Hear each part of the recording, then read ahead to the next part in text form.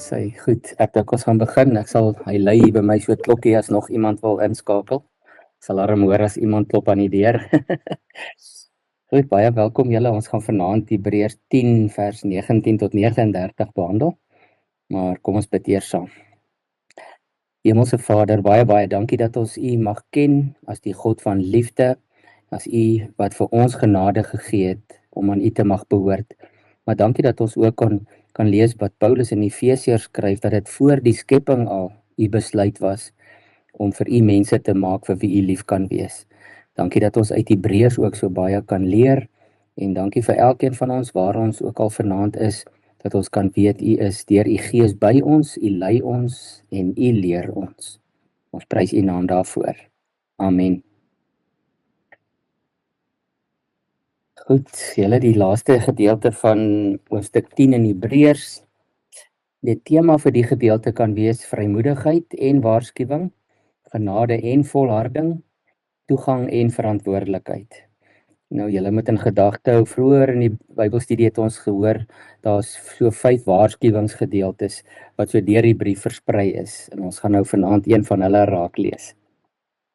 Die skrywer sê in vers 19, broers en susters, maar hy het daai tyd nou net vir die broers geskryf, ons het dus vrymoedigheid deur die bloed van Jesus om in te gaan na die heiligdom langs 'n nuwe en lewende weg wat hy vir ons geopen het deur die voorhangsel heen. Dit is sy liggaam. En ons het 'n grootpriester oor die huis van God.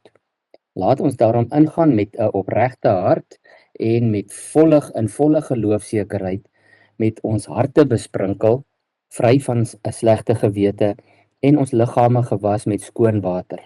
Laat ons styf vashou aan die belydenis van wat ons hoop, sonder om af te wyk, want hy wat die belofte gemaak het, is getrou.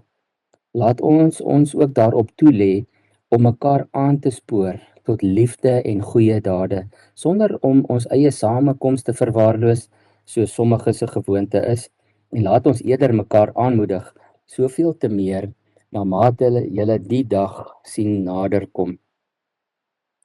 Want as ons willens en wetens aanhou sonde doen, nadat ons kennis van die waarheid ontvang het, bly daar nie meer 'n offer vir ons sondes oor nie, maar wel 'n verskriklike verwagting van oordeel en intense vuur, wat God se teenstanders gaan verteer.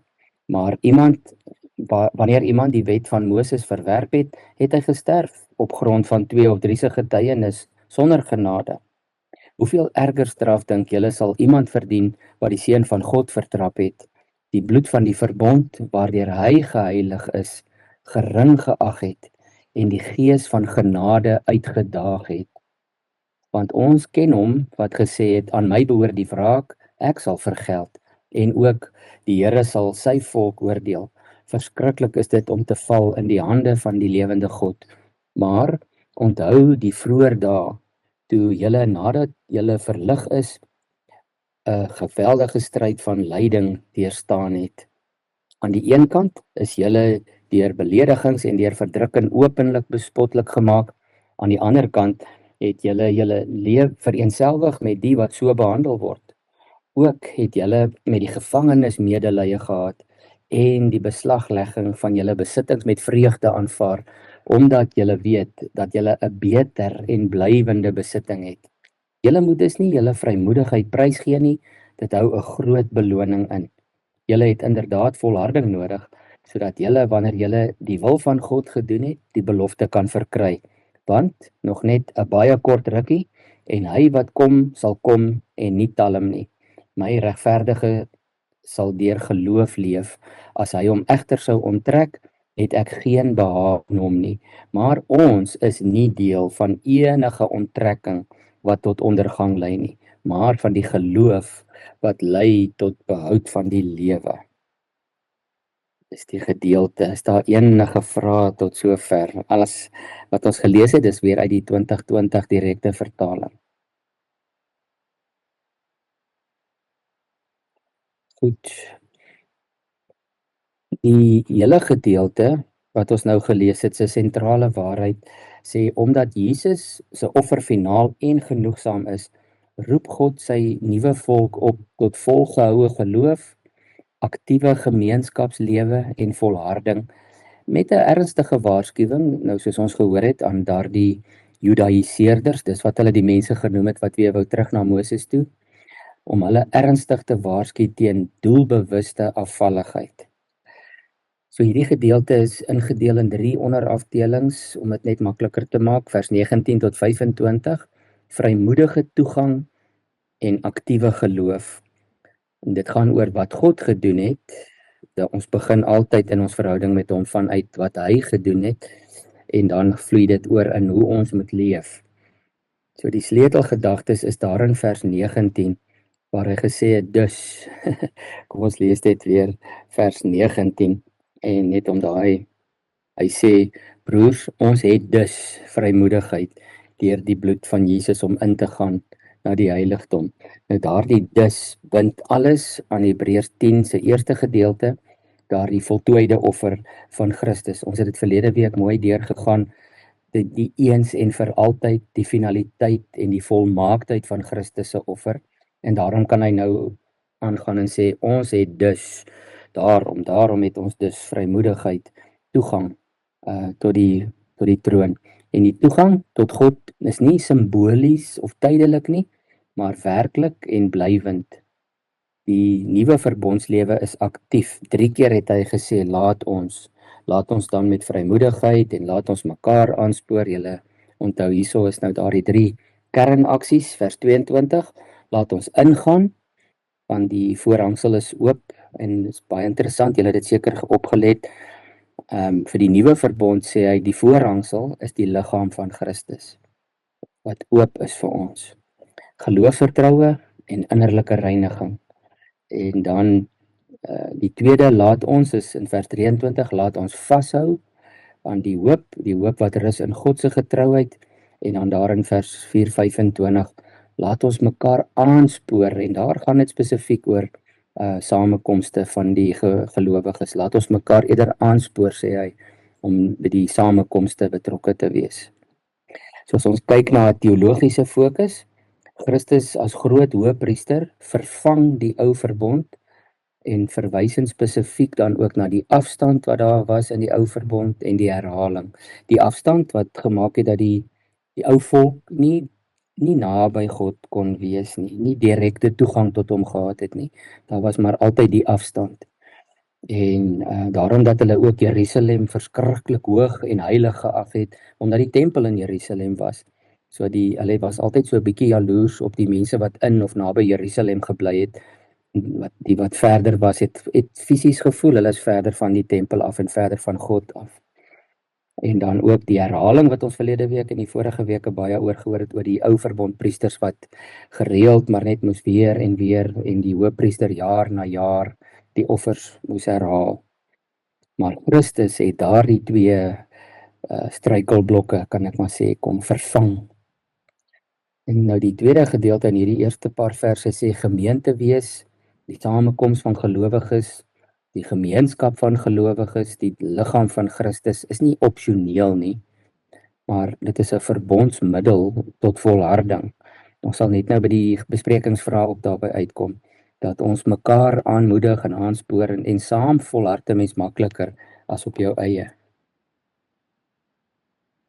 Daar is tekste wat hierdie baie beslis komplementeer. Ek lees dit maar gou saam met julle, Efesiërs 2 vers 18, oor die toegang, want deur hom, deur Jesus Christus, het ons albei toegang tot die Vader deur een Gees. Hy praat daar van die Jode en die nie-Jode. Ons het almal toegang tot die Vader deur een Gees. Romeine 5 vers 1 en 2 ken julle ook goed, omdat ons dan nou op grond van geloof geregverdig is, het ons vrede by God deur ons Here Jesus Christus. Deur hom het ons in geloof ook toegang verkry tot hierdie genade waarin ons vas staan. En ons beroem ons op die hoop om deel te kan hê aan die heerlikheid van God. Nou, julle kan sommer net vir julleself 'n bietjie dink, as jy al ooit in 'n situasie was waar jy by 'n funksie of 'n plek of 'n een of ander ding gekom het en jy mag nie ingegaan het nie, want die toegang is net vir sekere mense. Dit is nie lekker as mens nie toegang het nie. So daarom het ons sommer 'n bietjie daarin ook dankbaar wees oor hierdie vrye toegang wat ons tot God het. Niemand staan by die deur en sê vir ons, jammer, julle is nie welkom nie. Nou ook 1 Petrus 2 vers 5 en sê, laat ons as lewende stene opbou. Letterlik staan daar nou klippe. Weet nie hoekom het hulle klippe hier ingesit nie. Dis daarom nou regtig baie letterlik, want mens bou nou mos nie eintlik, ja, mens het nou seker met klippe gebou, maar ons noem dit maar boustene of stene. Laat julle as lewende klippe opbou, as lewende stene, tot 'n geestelike huis, 'n priesterlike heiligdom, om geestelike offers te bring, wat deur Jesus Christus vir God aanneemlik is.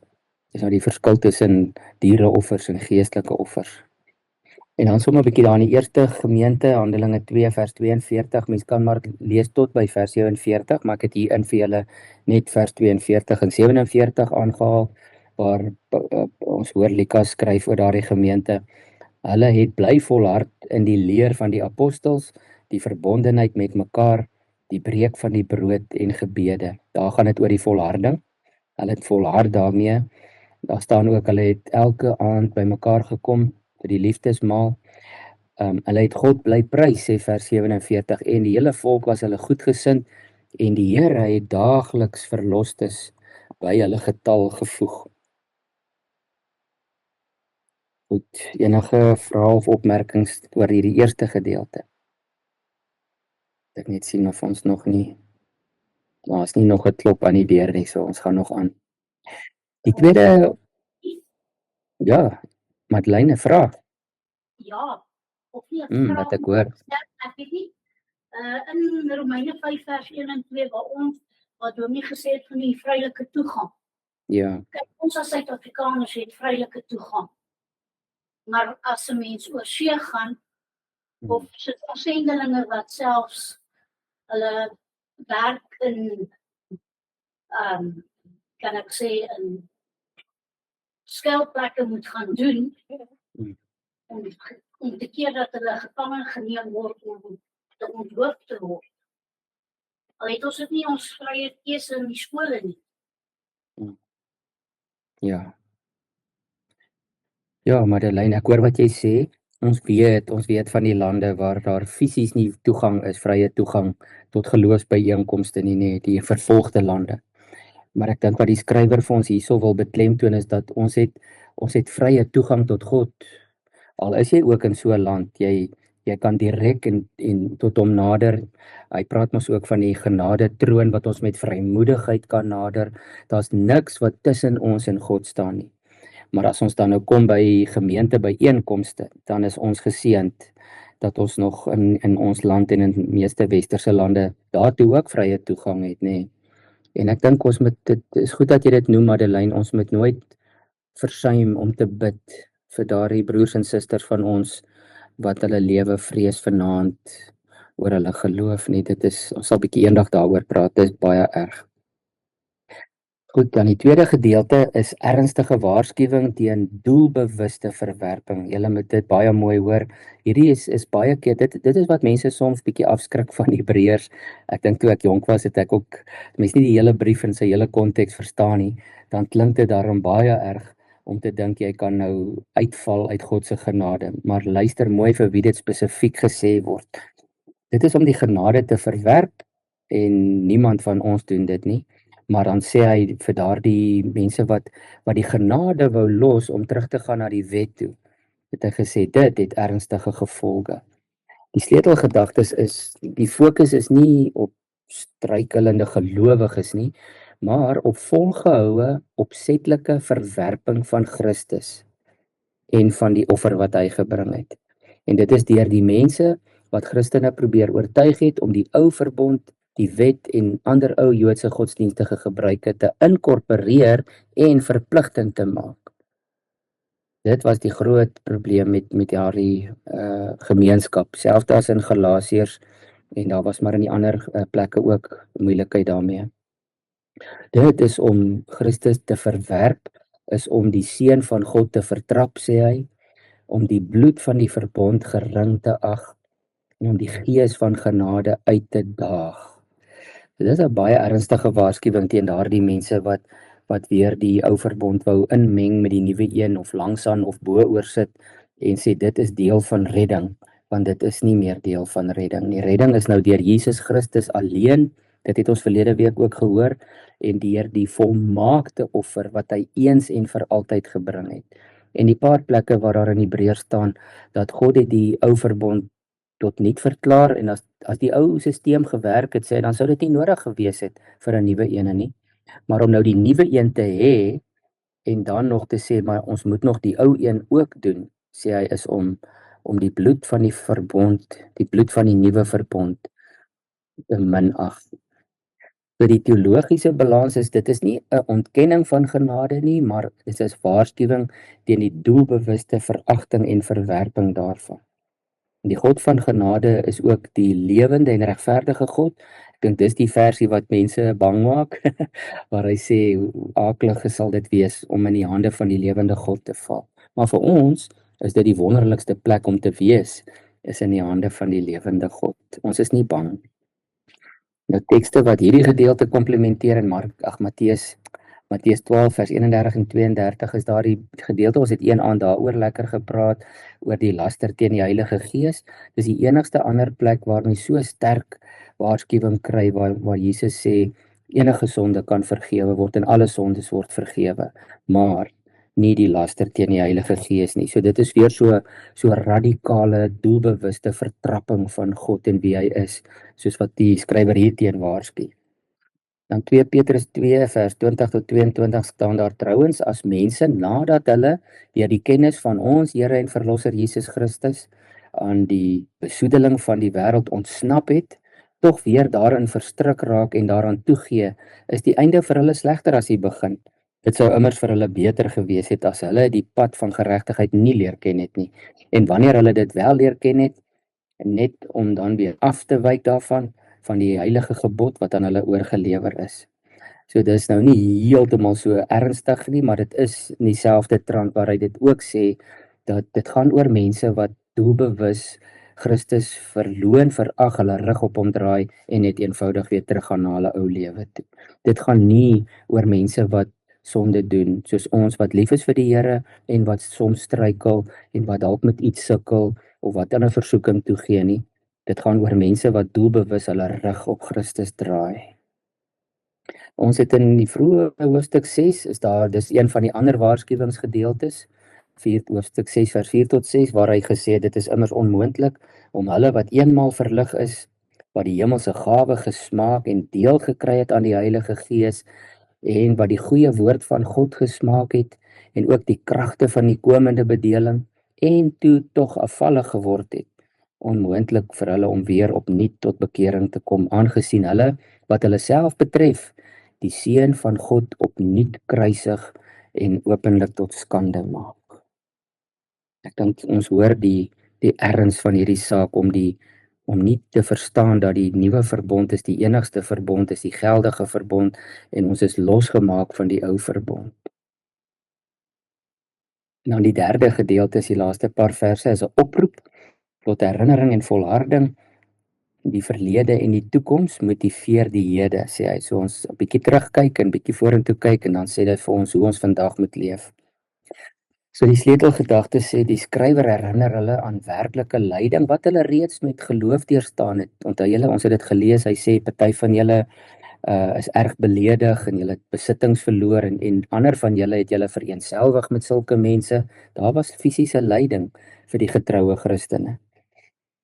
En dan vers 34, hulle lyding het sin gehad, omdat hulle het geweet, hy sê, julle het geweet, julle het 'n beter en 'n blywende besitting. So as kinders van die Here, en ons is nou genadiglik gespaar daarvan grootendeels, maar soos Madeleine genoem het, aan lande waar jou lewe in gevaar is, en waar jou besittings ook nie eers veilig is nie, dan sê hy die troos daarin is dat ons het beter besittings, ons het 'n ewige lewe, ons het 'n blywende besitting. So die sleutelwoord van hierdie laaste paar verse is in vers 36, die volharding. Sy perspektief sê, geloof is nie net 'n beginpunt nie, maar 'n lewenswyse. Die regverdige leef deur geloof, nie net uit geloof nie, maar ons hou aan leef elke dag. tekste wat hierdie laaste paar verse komplementeer, sommer so 'n bietjie daar uit die Ou Testament al. Habakuk 2 vers 3 tot 4 in die oorspronklike is die oorspronklike aanhaling van die gedeelte wat hy ook na verwys van die visioen. Wag nog vir die vasgestelde tyd. Dit getuig van die einde en sal nie teleurstel nie.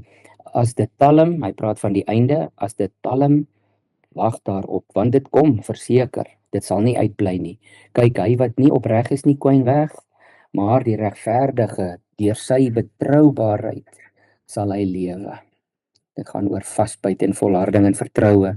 In hierdie geval nou pertinent op die koms van Jesus Christus, op sy wederkoms. Terwyl in die Ou Testament was dit maar nog 'n verwagting van die dag van die Here wat sal aanbreek. Romeine 1 vers 17 sê, want daarin word geopenbaar dat die geregtigheid van God geheel en al op geloof berus, soos daar geskrywe staan, die regverdige op grond van geloof sal leef. Matteus 24 vers 13 is ook 'n vers oor volharding, wie egter volhard tot aan die einde, die sal verlos word. En dan net so vooruitkyk na hoofstuk 12 van Hebreërs, ons gaan dit oor 'n paar weke lees, waar hy sê, daarom terwyl ons ook so groot wolk getuies rondom ons het, laat ons van elke las ontslaa raak, van die sonde wat ons so maklik omring, en laat ons die wedloop wat vir ons voorlê met volharding hardloop, die oog gerig op Jesus, die leidsman en volleinder van die geloof. Hy wat ter wille van die vreugde wat vir hom in die vooruitsig gestel is, die kruis verduur het, die skande daarvan gering geag het en sy plek aan die regterkant van die troon van God ingeneem het. Dink inderdaad aan hom wat so 'n vyandigheid van die kant van sondaar teen hom verduur het, sodat julle nie geestelik moeg raak en uitsak nie. So die skrywer sê eintlik vir ons in Hebreërs, daar's geleentheid om uit te sak, maar hy sê ek is vas oortuig dat julle wat regtig vir God en Jesus liefhet, sal nie uitsak nie. Nou moet julle asseblief saamgesels in hierdie laaste gedeelte. Dis 9 vrae. Daardie eerste gedeelte, is daar iemand met 'n vraag eers? Chris? Johannes, net 'n vinnige vraag. Verstaan ek dit nou reg? As ons daarna op vers 26 kyk, waar ons nou sê, hy sê,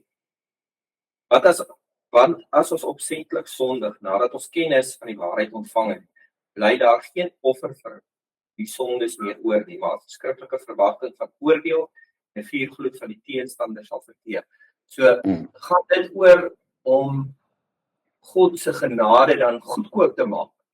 Ja. Om luister wanneer hy vir ons iets sê en sê, moenie dit doen nie, en jy hou aan daarmee.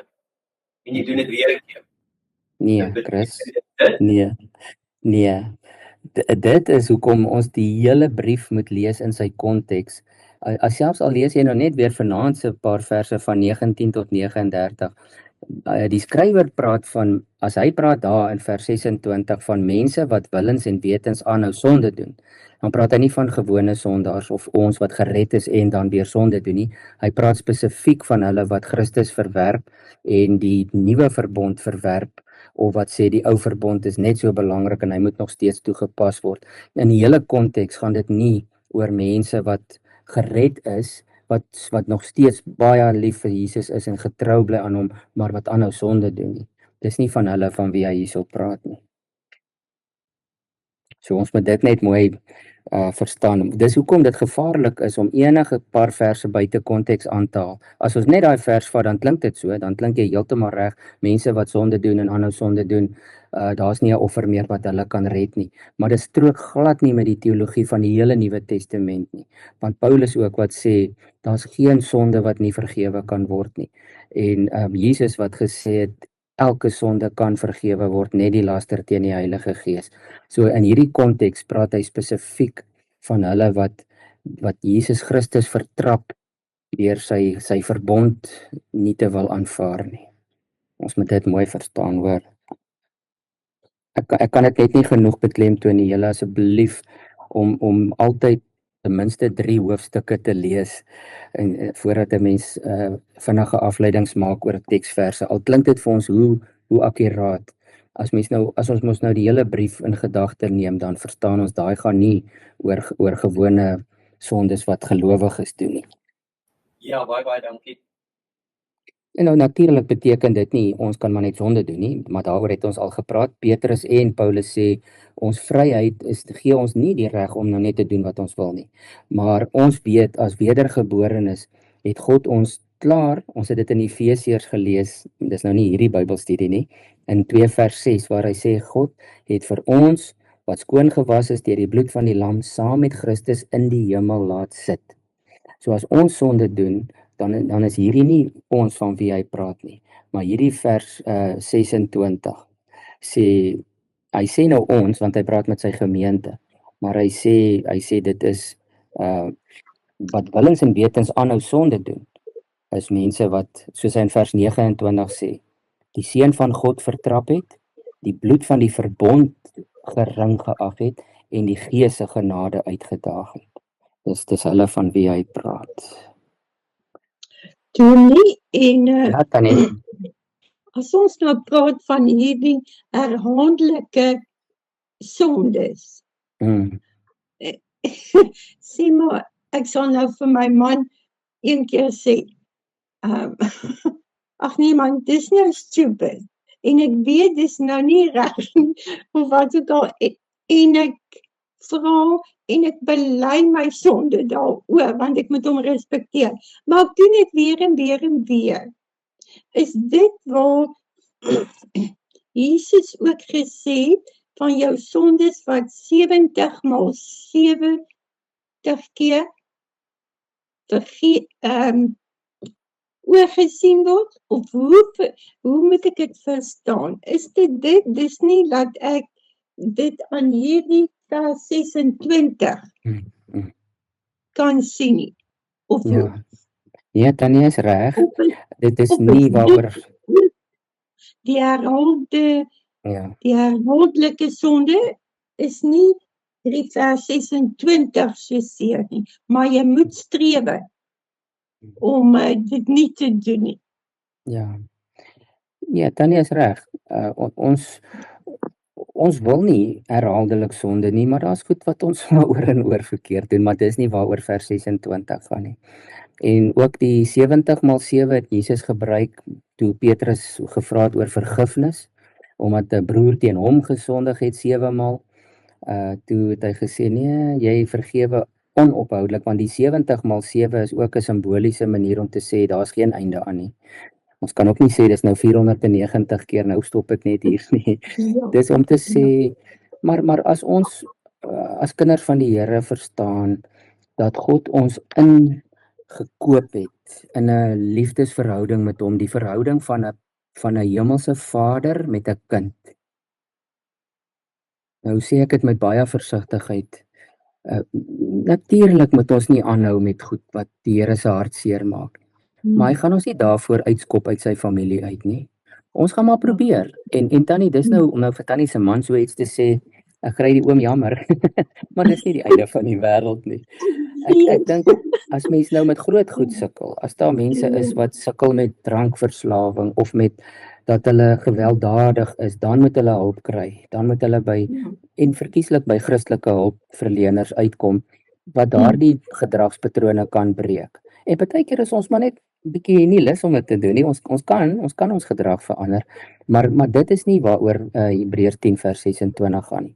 Hebreërs 10 vers 26 waarsku daardie groep mense in daai gemeente wat Christus vertrap het, deur te sê, weet julle wat, ons gaan Moses nou hier inwerk, en Moses moet nou vir ons hier help, en ons gaan hierdie goed, wat julle nou glo oor die eenmalige, eens en vir altyd, dis nie goed genoeg vir ons nie, ons wil Moses se goed terugbring. Dit is waarteen hy waarsku. Maar ek dink persoonlik dan nie, hy kry net so waarskuwing vir ons ook in, so nou nie dink ons kan maar net aanhou doen wat ons wil nie, maar daai vers in sy konteks praat nie oor wedergeborenes wat lief is vir Jesus. Ja, goed, dankie Dina. Johannes, ek wil ook net hier bysit. Ja, God straf nie sy kinders meer nie. Nee. Hy gaan die ongelowiges straf, maar hy tig partykeer, want hy dissiplineer. Soos 'n ouer. As 'n mens in 'n sonde verval, waar jy eintlik weet, en jy hak daar vas, kan hy iets toelaat, soos 'n logiese gevolg van daai sonde, om jou daar uit te kry. En dit Ja. kan baie onaangenaam wees, maar hy doen dit uit liefde. Ja, Maar dit is nie 'n straf nie. Dis net Ja. dissipline van 'n goeie ouer. ja, jy's heeltemal reg. Jy weet, daar's tekste wat praat oor God tug die wat hy liefhet en tug beteken nader trek. Dit beteken nie straf nie. Maar dan sê die skrywer vir die een wat deur daai proses gaan, voel dit so straf, maar God straf nie sy kinders nie. En anderster is ons waar die Hebreërs se dwaalleraars vasgehaak het. Jesus Christus is eens en vir altyd gestraf en hy het al ons straf op hom geneem. Dit sou 'n baie wrede God gewees het wat sy eniggebore seun straf vir die wêreld se sonde en hulle dan ook nog straf. Dit is nie hoe God se hart en sy genade werk nie.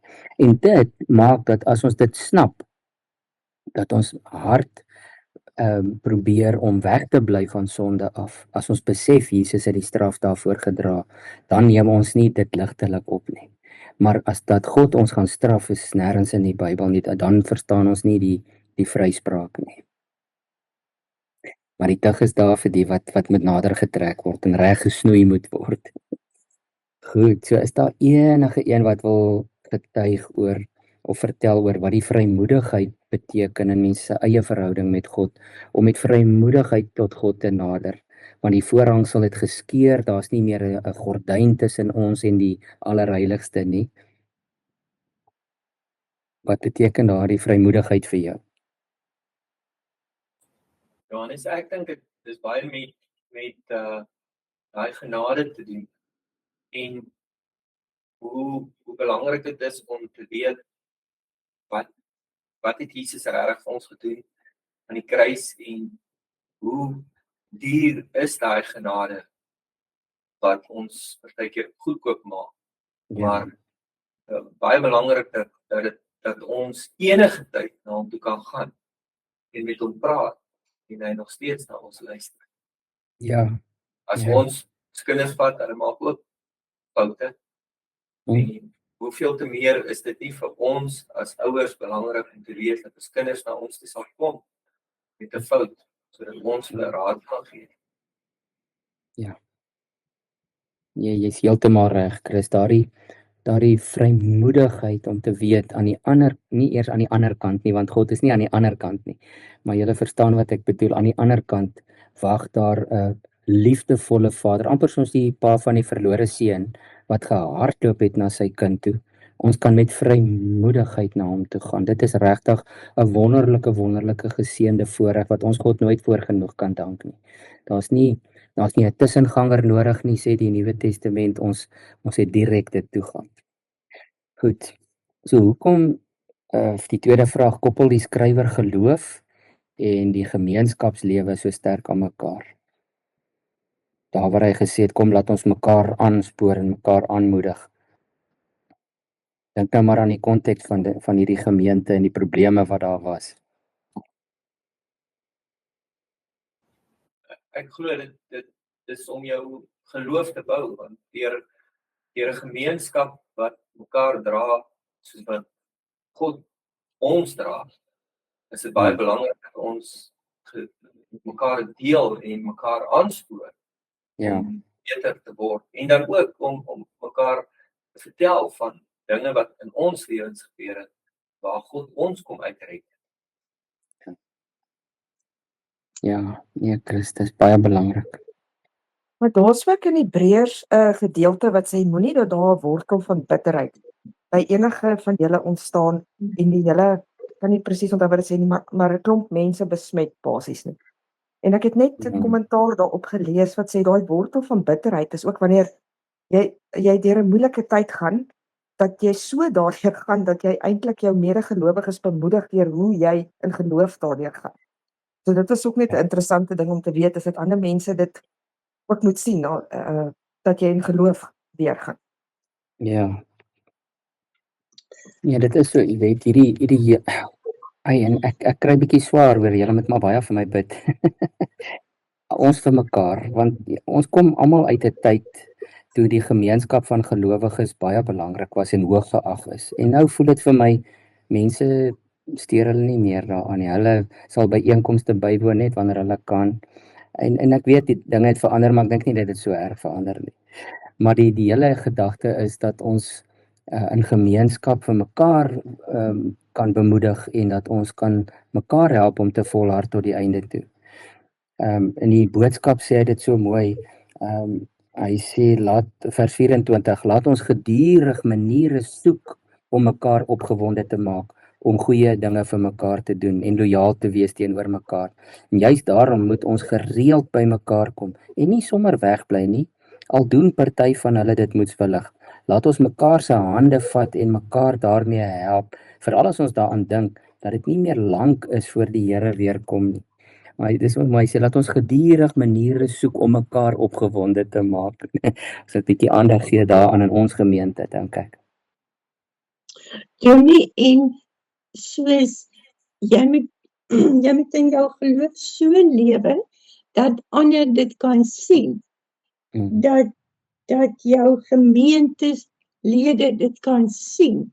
En dan sal hulle ook duideliker sien wat hulle verkeerd maak. Soos as jy nou lelik is teenoor 'n ander gemeentelid en jy wil nie saam teen hom gaan nie.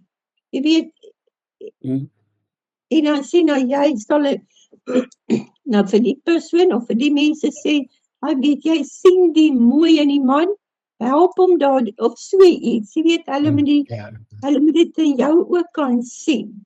Dis is wat jy nie gelees het. Doen vir ander. Ja. Ja, Tannie is presies reg. Ons lewe moet 'n getuienis wees. En niemand van ons is volmaak nie, maar ons kan nie ook nie dit as 'n verskoning gebruik om dit nie te doen nie. So ons moet maar as egte mense net mekaar se hande vat en mekaar aanspoor. En dit is maar dieselfde wat by vraag 3 ook eintlik sal uitkom. Hoe lyk dit vandag om mekaar daadwerklik aan te spoor tot liefde en goeie dade? Nou die slegte nuus, as ek dit so kan noem, is ons moet eenvoudig daaroor praat. Ons kan nie secret geheime agente vir die Here wees nie. Ons moet, as die geleentheid enigsins daar is, vir mense sê kom saam, of kom na ons kerkbazaar toe, of kom na ons funksie toe, of kom na ons kerk toe, kom, ons gemeente is vriendelik, of kom ons gaan saam met julle na julle kerk toe, of wat ook al. Hierdie aansporing in die tyd waarin ons leef, het ons soveel nodig om maar mense fisies aan te spoor en lande te vat, lyk dit vir my, want hulle gaan nie meer agter ons voorbeeld aan net ook dit doen nie. Ek weet dis waar ons begin, maar ek weet nie, hoe dink julle kan 'n mens dit nog meer daadwerklik doen? Ek ken net verskriklik baie Christene, en ek weet hulle is kinders van die Here, wat nie aan 'n kerk behoort nie, al vir jare. Want hulle party sukkel om 'n kerk te kry waarby hulle aanklank vind, maar ek weet ook nie altyd of 'n mens net doodeenvoudig te krities is. As daar foute is met die leer, natuurlik, dan moet 'n mens maar 'n ander kerk gaan soek. Maar ek dink partykeer ons is heeltemal te krities op die predikant en die gemeente, want dit is sulke klein dingetjies, want hulle doen al die dinge na jou sin nie, en hierdie ou het iets van die kant af gesê wat jou nie aanstaan nie. Dit is ook 'n risiko om nie 'n geestelike snop te wees, basies, wat sê, dit moet probeer soos ek wil hê nie. Ek sien dit ook in gelowiges partykeer. Maar jy is heeltemal reg, jy weet, ek dink persoonlik, mense het te maklike verskoning om net te sê die kerk en die mense en daai en dit. Dis presies reg wat jy sê. Mense gaan mos nie na 'n gemeenskap van gelowiges toe niks in die begin vir jou en jou verhouding met die Here. Een oom het gesê, toe iemand ook sê hulle gaan nou loop want hierdie kerk het al hierdie foute, en hulle toe sê hy vir sy buurman, hoorie so julle soek 'n perfekte kerk. Sê ja, en hy weet hy gaan hom nog kry. Toe sê hy vir my, ek het 'n probleem daarmee. Toe sê hy, nou hoekom sê jy so? Hy sê, want jy kan nie volmaakte kerk kry, maar die oomblik as ek daar gaan aansluit, dan is hy nie meer volmaak nie. Daar is nie 'n volmaakte gemeente nie. 'n Mens moet net eenvoudig jou eie gehoorsaamheid doen en jou liefde vir ander mense, en ons moet mekaar maar net aanspoor. Ag, maar nou ja, ek is nou nie vanaand nostalgies nie. Ek weet dit is maar 'n moeilike tyd, maar ons moet nie ophou om mense aan te spoor nie.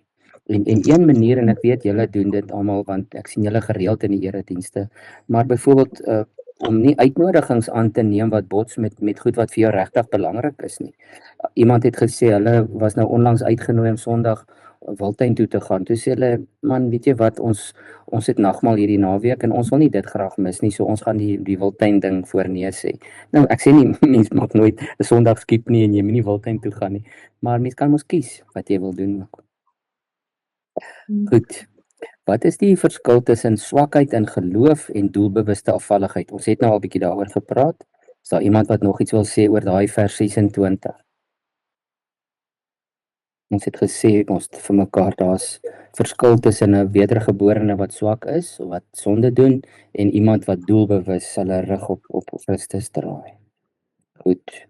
Nou vraag 5 vra sommer so 'n tong in die kies of dit is 'n moeilike vraag. Is dit belangrik dat die kerk ook waarskuwingstaal gebruik? Wat sê julle? Die kerk bedoelende nou seker maar in preke en uitsprake wat die kerk maak, moet 'n mens fokus op waarskuwingstaal. Ek dink so, Dominee, want ons as gemeente moet geleef word. Ek weet nie. Ek sal sê ja. Wat sê julle ander? Jy het nou net gesê soos dat jy ouer word, sê jy partykeer goed waar jy in die moeilikheid kom.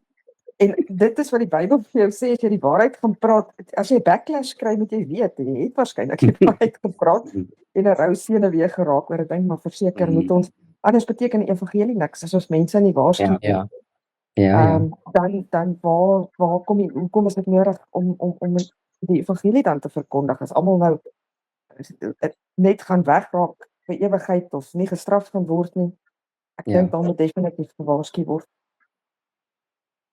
Johannes, ekskuus, ons praat altyd van die bonies morris, né, die gemeenskapsopvatting. Ja. Dis nou maar die latynse woordjie daarvoor, maar die probleem wat mense het is 'n gewoonte in die gemeenskap word versterk deur die mense dit herhaaldelik doen en as niemand daaroor uitspreek nie, dan versoen jy jouself daarmee. Ja. En jy kondoneer daai optrede. So dan dink ek versuim jy jou plig. En ek dink nie dis ouderdom dat jy sulke uitlatings maak nie. Anders dan is ek al van 'n jong ouderdom af al oud. Want ek kan op die myne beheer nie. Ja, ek hoor jou, Neil. Ek sal nou iets daaroor sê, jy's reg. Ek wil net vir Kobus, vir Chris ook kans gee, dan sal ek net vinnig my mening gee, maar julle is reg, ek stem saam met julle. Ja, dis 'n gedeelte van my af twee dinge. Ek dink baie belangrik is om alles in die wil van God te doen, want dit help nie mense doen net iets buite nie. En dan dink ek baie keer aan Job en sy vriende wat hy asook gesit het en vir Job raad gegee het. So as dit nie van God af is, moet jy net raad gee nie. Ja, verseker. Dit wag vir jou mond. Ek sê nie ons moet niks sê nie, maar ek sê ook nie, maak seker dit wat die Here wil hê moet ons sê dit. Ja, nee, baie dankie. Hoorie, alles wat julle almal nou gesê het is reg. Ek kan daarmee saamgaan, want daar's 'n verskil tussen waarskuwingstaal en veroordelingstaal of verdoemingstaal. Ek dink nie die kerk en predikers en die kerk in die algemeen moet mense verdoem nie, maar ons moet waarsku. En die waarskuwings is gepas wanneer daar iets is waaroor daar gewaarsku moet word. En ek meen as mense in die konteks van 'n preek of 'n teksgedeelte is daar 'n waarskuwing is, gaan ek hom nie sy stap nie, maar ek wil ook nie bekend wees as die ou wat elke Sondag raas en beklei en mense net vertel hoe sleg is hulle en waar hulle oral foute maak nie. Ek dink al moet 'n goeie balans wees en die konteks is belangrik, maar ons moenie wegskram van waarskuwing af nie, solank wat Chris ook gesê het, mens moet jy moet dit in die regte in liefde doen en nie mens moet ook ja, dit moet in liefde gedoen word. En wat Neil ook gesê het, mens kan maar nie net blinde oogie draai en dan naderhand word dit die norm nie. Nou ek hou van wat Paulus in Galasiërs 6 vers 1 en 2 skryf waar hy gesê het, as een van julle in een of ander sonde val, dan met die van julle wat julle deur die Gees laat lei, so 'n persoon in 'n gees van sagmoedigheid reg help, Ons moet mekaar, dis waarvoor die liggaam daar is. Ons moet mekaar reg help en ons is nie altyd baie lus om dit te doen nie. En mens weet ook maar, jy weet het nou die woord backlash gebruik, as daar gaan reperkusies wees, maar ons kan ook nie net stil bly nie. Solank mense dit in konteks doen en nie vir mense verdoem oor goeters waarvoor hulle nog liefde en hulp kan kry nie. Daai ou bekende groep Prophet het nog so 'n liedjie uitgebring jare terug wat die bietjie gespot het met die ou kerke wat die ou sing, Dominee sal jy ons bietjie kom slat. Nou ek wil ook nie mense slaan nie, maar mens kan nie 'n blinde oogie draai vir goed wat verkeerd gaan nie. Maar ons sien ook met die kinders wat nou jong mense is, hulle vriende wat hier kom, so baie van hierdie jong manne het nie paas nie, van hulle is oorlede, van die paas is nie betrokke nie. En hulle kom so graag hiernatoe, want Neil praat reguit met hulle oor goed, nie 'n preek nie, dit kom op in gesprekke. En daai manne bly nie hier weg nie, hulle kom verskriklik graag hiernatoe, en hulle kom partykeer hier uit dat hulle eintlik met hulle raas oor goed wat hulle doen en nie doen nie, en hulle ervaar dit is dat jy omgee, dis die ander kant van die saak, dat jy is die eerste persoon wat die moed het om vir hulle die waarheid te vertel. En hulle hou daarvan, want dit laat hulle regtig voel jy gee om. Nee, dit is baie goed. Ek dink ons jong generasie kort goeie rolmodelle en dis baie keer is hartseer, dis nie altyd die eie paas nie, soos jy nou sê. Dis hoekom Louis ook vanaand weer verskoning gemaak het. Hy's deel van 'n groep wat vir kampe vir mans en vrouens en seuns en dogters hou. The world needs a father. Want daar is 'n groot behoefte aan leiding van verantwoordelike Christen volwassenes. Goed. So vraag 6. Praat nou oor hierdie gedeelte wat ons saam gelees het van vers 19 tot 39. Hoe help dit ons om goedkoop genade te vermy? Chris, jy het so iets daarvan gesê al, nê? Die prys wat Christus betaal het om ons te koop, om in sy liggaam te wees, is baie duur. En as ons dit verstaan, dan leef ons uit respek vir hom. En ons sal nie willens en wetens daar gaan waar hierdie Judaiseerders gegaan het en waar die skrywer sê, maar julle vertrap hom eintlik en julle belaster eintlik sy bloed en sy genade. So ons gaan nie daar gaan nie, maar dit is vir my altyd,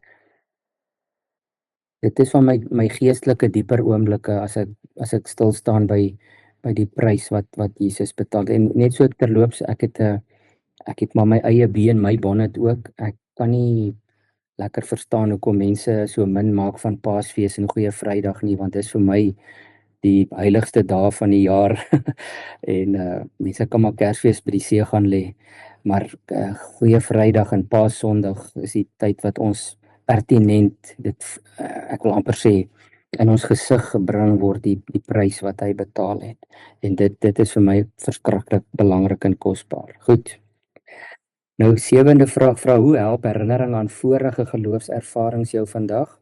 As iemand iets wil sê, want dis waar hy nou die lesers herinner aan toe hulle voorheen swaar gekry het, besittings verloor het, of hulle selfs net vereenselwig het met mense wat swaar gekry het. As mens terugdink aan vorige swaar kry, hoe help dit jou vandag om te volhard? Ek dink julle kan dit bietjie oordink, en as jy kans kry, mens kry soms mense wat oor jou pad kom wat baie swaar kry. En dan moet mens nou nie met goedkoop genade kom nie. Maar ek hou daarvan om vir mense te vra, kan jy dink aan tye in die verlede toe God jou wel gehelp het en toe hy vir jou uit moeilikheid uitgehelp het en jou geseën het en jou gered het en jou beskerm het en jou bewaar het. En dan word 'n mens net weer herinner daaraan dat dit het al baie gebeur en God gaan nie nou ophou om ons te bewaar en te beskerm nie. Vraag 8 sê, wat dink julle ontneem gelowiges van hulle vrymoedigheid? Ons het nou gepraat oor die vrymoedigheid om na God se troon te gaan. Wat kan 'n mens verhoed om daai vrymoedigheid te hê? Ekskuus Johannes, ek wil net oor die vorige punt net iets sê. Ja, seker Neil. Weet jy, mens moet onderskei tussen swaar kry en swaar kry. Baie mense die gemeenskapsopvatting weer eens, so, daai ou kry so swaar, hulle het nie kos om te eet nie, en so, ja, daar's 'n behoefte, maar daar is baie mense, my opinie, die groter meerderheid mense wat ekonomies of sosio-ekonomies baie sterk is, maar hulle is geestelik arm. En dis die mense wat ons moet target, dis die ou wat jy nodig het, of wat jou nodig het. Want van buitekant af lyk dit soos Ethiopië, maar van binnekant af lyk dit soos 'n ashoop. Ja. Dis die ding, en dit, oralste waar jy kom, waar mense wil hê jy moet betrokke raak, dan sê hulle, ja, ons moet die arm mense help, maar ek dink daar die definisie van arm wees in 'n konteks van Christendom gaan nie oor materiële armoede nie.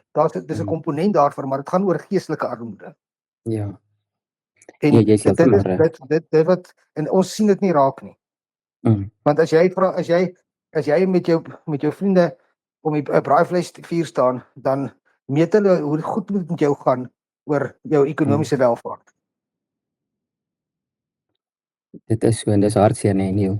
Maar jy's reg, en iemand soos jy wat nou daai insig en visie het, en ons kan dit almal hê, is om mooi te kan onderskei wanneer die nood op 'n ander vlak lê en dit dan aan te spreek. Soos jy sê, dis nie altyd materiaal nie. Weet jy, Dominee, ek kan sê ek het swaar gekry. Want weet jy, ek het met hierdie ding geloop van onkunde, dat jy weet dat ek gestraf word oor my sondes wat ek doen. En ek was nie reg ingelig dat Jesus eens en vir altyd vir ons sondes aan die kruis gesterf het nie. Tot met hierdie Hebreërs waarmee ons nou besig is, het ek dit nie geweet nie, hoor. Ja, Tannie, ek waardeer dit dat Tannie dit sê, want ek het ook so ervaring dat 'n mens baie keer 'n boek in die Nuwe Testament net 'n slag moet deurwerk en dan daai waarhede daarin ook ontdek. Maar enige vorige swaar kry van enige een van ons, dis hoekom dit baie goed 'n goeie oefening is om maar 'n dankbaarheidsdagboek of 'n joernaal te hê, waarin mens baie kan neerskryf. Veral as jy nou dink dit gaan nou baie sleg met jou en jy's nou moedeloos en jy voel die hele wêreld het teen jou gedraai en jou bome val uit, dan kan 'n mens net teruggaan, en baie van die psalms doen dit om te sê, maar dink net hoe die Here ons al hoeveel keer gered het. Hy gaan ons weer hierdie keer ook help. En ek dink, ekskuus Tannie Jessie, praat gerus. Nee. Hoeveel keer het ek net nie geloop met hierdie swaard, jy weet, denkbeeldige swaard van, wat het ek nou alweer gesondig laat hierdie ding met my gebeur? En weet jy, ek is vry daarvan. Ekskuus, jy weet hoe. Ja, wonderlik. Ek wou net ook gesê het oor goedkoop genade, na die dinge waardeur ons is in die laaste paar jaar. As ek kan sien op iemand se gesig wat ek weet deur 'n moeilike tyd gaan en ek vra gaan dit, en hulle sê vir my dit gaan oukei, of dit gaan goed, dan vra ek hulle, is jy seker dit gaan goed op 'n mooi manier, want ek weet ek het vir almal vertel hoe goed dit met my gaan, en dit was ek op my slegste. En dit help as iemand weer vra, en dan gewoonlik dan borrel dit uit. En dis net omdat jy self daar was, dat jy daai empatie het om te weet, hoe voel ek binnekant?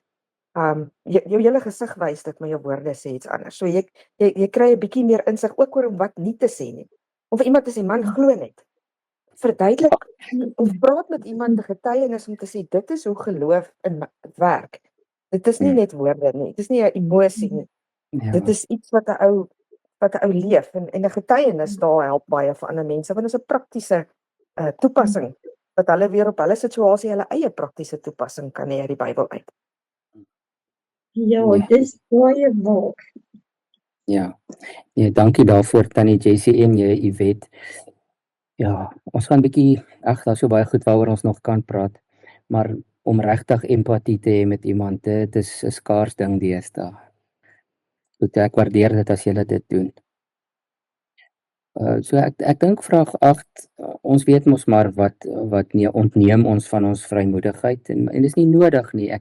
Dinge wat ons verkeerd doen, sonde, ons moet dit nie doen nie, maar ons hoef nie dat dit ons vrymoedigheid weg te vat nie. So hou asseblief, praat met vriende, familie wat voel hulle kan nie, hulle het nou so ver afgedwaal of hulle so baie sonde gedoen. Herinner hulle maar net aan Lukas 15, aan die verlore seun wat nou regtig seker, dis nou seker die voorbeeld van die wat die verste afgedwaal het, behalwe hierdie ouens in Hebreërs wat Christus verwerp het. En selfs daai man het vrymoedigheid in sy hart gekry om te sê, maar ek kan na my pa toe teruggaan. Ons het altyd daai vrymoedigheid en prys die Here vir die Heilige Gees wat ons sal herinner daaraan dat God het ons nog steeds lief en hy wag vir ons. Ek wil ook net aansluit by iets wat Tannie Jessie gesê het. Sonde ontneem 'n ou wel, as jy daai sonde las op jou voel, ontneem jou van jou vrymoedigheid. Dit is so. Ons almal gaan deur dit. Ek glo dit is deel van die groeiproses. Maar nog iets wat jou vrymoedigheid wegvat, is 'n krisis of 'n tragedie of swaar kry. Daai gevoel, daai kwaad wees vir God. Wat 'n ou, jy dink, ek weet nie wat dink mense of jy dink jy steek dit van weg of wat nie. Dit kan ook jou gebedslewe hinder. Daai negatiewe gevoel van hoekom ek? Hoekom nou? Hoekom dit? En dit is juist as jy die psalms gaan lees, jy kan met vrymoedigheid na God toe gaan met daai emosies ook. Ja, dankie Yvette. En wat ons net nou ook gesê het, nou ek wil nou gou twee goed bymekaar sit hierso. Dis die empatie van medegelowiges en die saamwees van medegelowiges. En dis hartseer, maar ek weet mense kry partykeer op hulle eie swaar. Maar dit is waarvoor ons 'n gemeente of 'n gemeenskap van gelowiges het, dat 'n mens kan besef ek hoef nie hierdie las alleen te dra nie. En mense gaan nie sommer kom en sê, hey, hoorie, so ek kry baie swaar nie, maar soos Yvette gesê het, as iemand dit raak sien en vra, maar hoe gaan dit regtig met jou? Dan is daar medegelowiges wat jou hande kan vat. Maar as jy daar op jou eie sit en jy dink jy het nie 'n gemeente nodig of jy het nie 'n geestelike familie nodig of 'n groep nodig nie, dan gaan jy maar op jou eie swaar kry. Goed, so die 9de vraag praat 'n bietjie oor hoe lyk volharding in 'n kultuur van kitsoplossings. Ek dink die wêreld, ek kan nie veralgemeen nie, maar dit voel vir my mense gee soms maklik moed op, want alles is so kits, nê. Jy kry elke 3 jaar 'n nuwe selfoon, jy kry elke 5 jaar 'n nuwe kar. Nou nie ek nie, ander mense. Jy kan alles koop en weggooi en 'n nuwe een kry sommer vinnig. En dit is 'n slegte ding en dit mag nooit in mense se geloofslewe insluip dat daar sommer net sulke weggooi mentaliteit is nie. Ons moet maar leer om te volhard. Ek het nou vandag weer iemand gehad wat my gevra het, hoekom voel dit vir hom die Here straf hom? Toe moes ek nou baie mooi eers vir hom verduidelik. Ag en 'n week gelede sê iemand al hierdie vloede en storms en skade aan boere se eiendom en diere wat dit is, die Here straf ons nou. Toe sê ek nee, jy kan nie so sê nie. Die God wat ek ken is nie een wat mense straf op so 'n manier nie. So ek dis baie gevaarlike taal daai. Maar ons leef in 'n tyd waar volharding partykeer voel dit vir my 'n luukse geword het. Alles, ek dink net ons behandel alle probleme simptomaties. Jy gaan nooit terug na wat die oorsaak daarvan was nie. Elke probleem het 10 oplossings. Dit is inderdaad so. Maar meeste van die probleme wat mense ervaar in hulle persoon word alles simptomaties behandel. So jy het 'n wroging in jou hart of 'n kwaadheid in jou hart, maar dit word simptomaties behandel deur vir te sê dis nie so erg nie, maar niemand deel met die probleem nie. In die hele, jy kan maar gaan kyk, die hele wêreld werk so. En dit is hartseer aan die een kant, maar aan die ander kant ons laat dit toe. En dit wat ek sê is van om sterk te staan in geloof, is om jou voete op die grond te hou en op te kyk na jou Skepper toe. En dit is dit. Maar ons vergeet dit, want ons kan nou sê daar's sosiale druk en daar's ekonomiese druk en daar's politieke druk en daar's allerhande druk, maar hoekom is daai druk daar? En vrymoedigheid ons het die vrymoedigheid. Nou wat beteken vrymoedigheid? Dit beteken sonder voorbehou. So ons kan sonder voorbehou direk na God toe gaan met wat ook al. Daar's nie 'n voorbehou, ons hoef nie te sê ons moet nou eers nie meer kwaad wees vir die gemeenskap nie en dan kan ons na God toe gaan. God vat ons net soos ons is. Ja. En hy is lief vir ons net soos ons is. Ja. En dan verander hy jou. En dan soos die wet sê, dan verander hy jou. Ja, nee, jy is baie reg. Neil, ek kan hoor jy het nou hierdie Hebreërs mooi onder die knie, want dis presies waaroor dit gaan. In die ou verbond het ons nou maar volgende jaar weer gegaan in September om te gaan offer. Maar ons kan met vrymoedigheid net die kern van die probleem by God gaan uitsorteer. En ons moet mense maar baie vir mekaar bid en vir ander mense bid en mekaar met empatie aanmoedig, soos jy sê, om by die kern van die probleem uit te kom. Hoekom dink jy God straf jou? Is daar nie dalk in jou verhouding met hom iets wat aandag moet kry nie? Ja, nee man, Ek jy wil net iets sê oor Ja, jy weet, sê maar. Ek wil net iets sê oor volharding. In Jakobus staan daar broers, wees baie bly as allerhande versoekinge oor jou kom. Die versoekinge beteken natuurlik ook moeilike tye en ek sukkel nog met die baie bly wees daaroor. Maar volharding is iets wat ons geleer moet word. Ja. As jy in Jakobus gaan kyk, dan sê hy, daai dinge is om jou te leer om te volhard. Ek het dit nie geweet nie. Dit was vir my nog 'n openbaring geweest om te sien dat jy daai pad stap, want jy moet leer om te volhard. Jou geloof gaan nie groei as jy dit nie het nie. Dit is ook daai vuur waarmee jy gelouter word. Dit is seer, dit is hard en jy leer dinge oor jouself wat jy hoop ander mense vind nie uit nie. Ja, dankie, jy weet. Nog iemand iets byvoeg? Ek dink dan kan ons maar net kyk na die samevatting. Ag, is maar eintlik net een sinnetjie opsomming van dis eintlik die tema ook in Hebreërs 10, hierdie vers 10 tot 39 leer ons. Genade gee ons vrymoedigheid, maar waarheid vra volharding en geloof leef vorentoe met die oog gefestig op God se belofte. En ek dink dit is nogal 'n goeie opsomming van hierdie gedeelte. Goed. Ek wil net iets sê oor genade. Genade is gratis. Genade is gratis, maar is nie verniet nie. Dis nie goedkoop nie. Yes. Ja, ek hoor jou. Ja, dis hoekom ek nou gesê het, ons moet sommer 3 maal 'n jaar Paasfees vier, dat ons kan verstaan wat daai genade gekos het, nê. Ja. Goed. Ja, baie dankie julle. Ons het so 'n bietjie langer aangehou, maar dit was uit en uit vir my die moeite werd. Baie dankie vir julle geduld. Baie dankie julle. Kom, ek sê vir ons dankie en dan onthou julle is enige tyd welkom om my te bel, te WhatsApp, te koffie drink, dat ons daar nog goed is wat ons kan bespreek hoor. Tannie Jessie, ek sal nou 'n bietjie ver moet vlieg vir die koffie daar by Tannie. Maar as Tannie wil bel en gesels, is Tannie welkom hoor. Ja, nee, ek sal. Dankie, Dominee. Goed, kom ons sê dankie.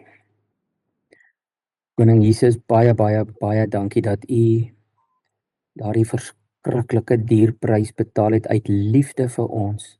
Help ons om dit nooit te vergeet of te minag nie. En dankie dat ons kan hoor oor en oor, nie net in Hebreërs nie, maar sommer by Paulus en die ander apostels ook, van die vrymoedigheid waarmee ons in hierdie familie ingekom het en kan bly en kan nader, en dat ons nie met vrees en bewing nader nie, maar selfs soos daardie verlore seun net die diepe wete kan hê, my pa het my altyd lief. Dankie dat U ons so seën met daardie waarheid ook. Seën ons families, ons vriende, ons gemeente, ons gemeenskappe, boere wat baie swaar kry oor allerlei rampe en siektes. Wil U vir elkeen van hulle ook vanaand deur U Gees verseker van U omgee en U liefde, en dat U hulle nie straf nie en dat U hulle nie vergeet het nie. Al voel dit op hierdie oomblik dalk so. Wees met elkeen van hulle ook asseblief. Ons bid dit in die naam van Jesus Christus. Amen.